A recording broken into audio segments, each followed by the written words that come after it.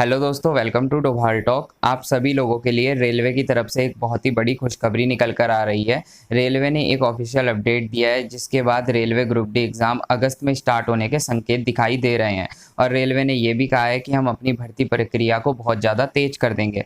तो जितने भी स्टूडेंट्स ये बोल रहे थे कि रेलवे ग्रुप डी का एग्ज़ाम डिले होगा और वो पढ़ाई नहीं कर रहे थे, तो इस अपडेट के बाद हो सकता है उनको झटका लगने वाला है। और जो स्टूडेंट्स लगातार पढ़ाई करते जा रहे थे, यही मानकर चल रहे थे जुलाई या अगस्त में एग्ज़ाम होगा, उनकी तो नौकरी पक्की है क्योंकि वो लगातार मेहनत करते जा रहे हैं। तो पूरी अपडेट को लेने के लिए, सारी चीज़ों को ध्यान से समझने के लिए वीडियो को आपने पूरा देखना है। और अगर वीडियो आपको पसंद आती है तो वीडियो को लाइक ज़रूर करना है। आज मैं आप लोगों के लिए इंडिया की पहली ऐसी वेबसाइट लेकर आया हूं जहां पर आप लोग मॉक टेस्ट लगा सकते हो और अपनी रैंकिंग को जोन वाइज चेक कर सकते हो।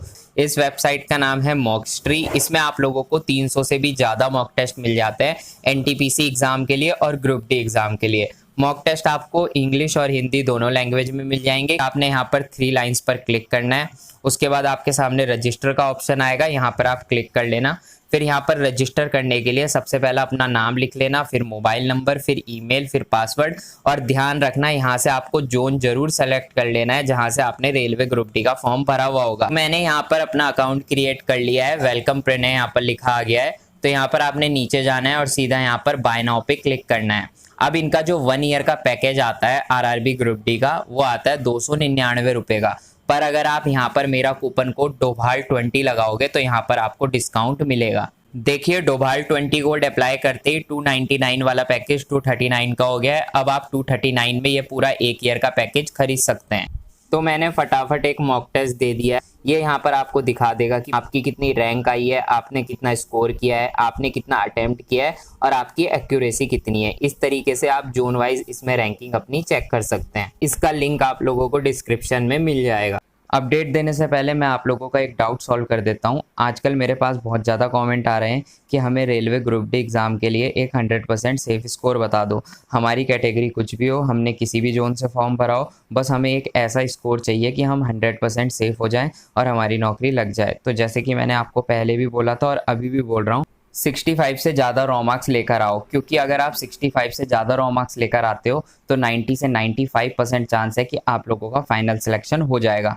देखो, होने को तो 65 से कम में भी हो जाएगा, लेकिन यार वहाँ पर ना फिर आपको टेंशन रहेगी कि यार पता नहीं होगा या नहीं होगा। और ये भी हो सकता है आप लोगों को कहीं वेटिंग में ना डाल दें, और ये भी हो सकता है अगर वेटिंग में ना भी डालें तो आप लोगों को शायद ज्वाइनिंग लेट में मिले। तो अगर आप लोग 100% माइंड से फ्री रहना चाहते हो कि आपका सिलेक्शन हो जाए तो आप 65 से ज़्यादा रॉ मार्क्स ही लेकर आओ। 65 से कम नहीं आने चाहिए, ज़्यादा कितने भी आ जाएं, चाहे 70 आ जाए चाहे 75 आ जाए। अब वो आपकी कैपेबिलिटी और आपकी स्टडी पे डिपेंड करता है कि आप कितने ज़्यादा मार्क्स लेकर आते हो।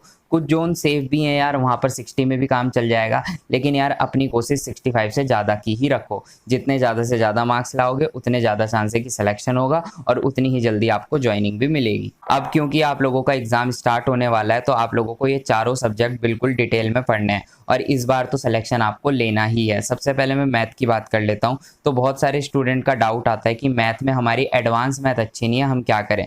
देखो, अगर आपकी एडवांस मैथ अभी अच्छी नहीं है ना तो आप अर्थमेटिक कर लो, क्योंकि जो 25 नंबर की मैथ आएगी उसमें कहीं ना कहीं 17 से 18 नंबर का सिर्फ और सिर्फ अर्थमेटिक से पूछा जाएगा। और अगर आप अर्थमेटिक अच्छी कर लेते हो तो 17-18 मार्क्स आपके कहीं नहीं जाएंगे। बाकी अगर आपके पास टाइम बचेगा तो आप अपनी एडवांस मैथ भी सही कर लेना। इसके बाद रीजनिंग की बात आती है, तो रीजनिंग में मैं आप लोगों को यही सलाह दूंगा, ज़्यादा से ज़्यादा आप प्रीवियस ईयर के सेट लगाओ। रीजनिंग में अगर आप कोई बुक लगा रहे हो तो भी ठीक है, अगर बुक नहीं भी लगाओगे तो भी काम चल जाएगा। बस 2018 में जितने भी एग्जाम हुए थे रेलवे ग्रुप डी के और जो अभी एनटीपीसी के एग्जाम चल रहे हैं, सबकी रीजनिंग एक तरफ से सेट लगा लेना, रीजनिंग आपकी पूरी हो जाएगी। इसके बाद आता है आपका जीके और करंट। तो जीके और करंट में ये मान के चलो कि जो करंट अफेयर है ना, कहीं ना कहीं 20 में से 12 या 13 नंबर के करंट होंगे। और करंट अफेयर यार 2021 के बहुत ज़्यादा पूछे जा रहे हैं, तो 2021 के करंट अफेयर करके चले जाना। बहुत सारे स्टूडेंट ऐसे हैं जो एनटीपीसी में 2022 के करंट करके गए थे, लेकिन वहाँ पर 2021 के आ गए तो वो क्वेश्चंस को अटेम्प्ट नहीं कर पाए। तो मैं यही सलाह दूंगा, 2021 के करंट पूरे कर लेना और 2022 के तो आपको करने ही है। इसके बाद साइंस आती है, तो साइंस में भी आप लोगों को सबसे ज़्यादा ध्यान बायोलॉजी पे देना है, क्योंकि सबसे ज़्यादा क्वेश्चन बायोलॉजी के आएंगे। इसके बाद जो सेकंड नंबर पे क्वेश्चन आएंगे वो फिजिक्स के आएंगे, और सबसे कम क्वेश्चन आपसे केमिस्ट्री के पूछे जाएंगे। अब ये चीज़ें ना ऊपर नीचे भी हो सकती है। अब क्योंकि आरआरसी वाइज एग्जाम हो रहा है, तो हो सकता है किसी जोन के पेपर में बायोलॉजी से ज़्यादा ना पूछा जाए, फिजिक्स से ज़्यादा पूछ लिया जाए, और ये भी हो सकता है किसी जोन में केमिस्ट्री से ज़्यादा पूछ लिया जाए। लेकिन मैं एक जनरल बात कर रहा हूँ, जैसे कि रेलवे का पैटर्न है, तो ज़्यादातर ये बायोलॉजी से ही ज़्यादा क्वेश्चन उठाते हैं। तो कोशिश करना कि बायोलॉजी आप ज़्यादा से ज़्यादा करो, और प्रीवियस ईयर के सेट तो जरूर करना। प्रीवियस ईयर के सेट करे बिना आपका काम नहीं बनेगा। चलिए अब हम अपनी ऑफिशियल अपडेट के ऊपर आते हैं। तो कल पीएमओ इंडिया का जो ऑफिशियल फेसबुक पेज है, वहाँ पर ये चीज़ पोस्ट की गई थी, PM Narendra Modi reviewed the status of human resource. मतलब कि यहाँ पर लिखा हुआ है कि 1.5 साल के अंदर 10 लाख से ज़्यादा वैकेंसीज आप लोगों के लिए निकाली जाएगी।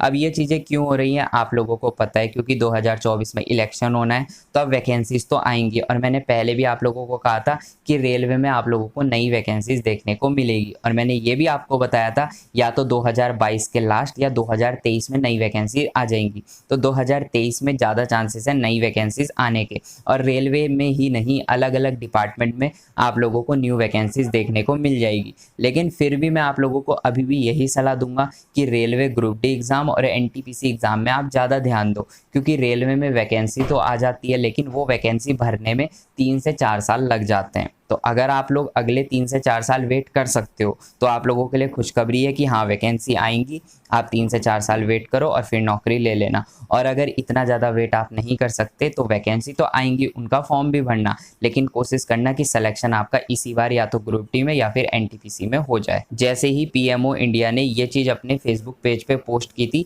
इसके थोड़ी देर बाद ही रेलवे ने भी एक पोस्ट किया था।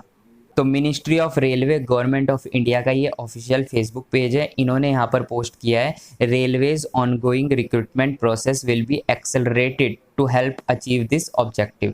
मतलब कि जो पीएमओ इंडिया प्रधानमंत्री जी का जो ऑब्जेक्टिव है कि 1.5 साल के अंदर 10 लाख नौकरियां देनी है, इसको हेल्प करने के लिए या ये ऑब्जेक्टिव को अचीव करने के लिए मिनिस्ट्री ऑफ रेलवे की जो अभी रिक्रूटमेंट प्रोसेस चल रही है उसको ये फास्ट कर देंगे। मतलब कि जो अभी भर्ती प्रक्रिया चल रही है, चाहे वो एनटीपीसी की हो चाहे वो ग्रुप डी की हो, इसको वो फास्ट कर देंगे। जल्द से जल्द भर्ती प्रक्रिया कंप्लीट करने की कोशिश करेंगे, क्योंकि अगर इनको नई वैकेंसीज निकालनी है, नई वैकेंसीज की रिक्रूटमेंट करनी है, तो पुरानी तो इनको पहले क्लियर करनी पड़ेगी ना। और मिनिस्ट्री ऑफ रेलवे का ये ऑफिशियल अपडेट देखकर ये पक्के संकेत मिल जाते हैं कि आप लोगों का रेलवे ग्रुप डी का एग्जाम अगस्त में स्टार्ट होने के बहुत हाई चांसेस हैं।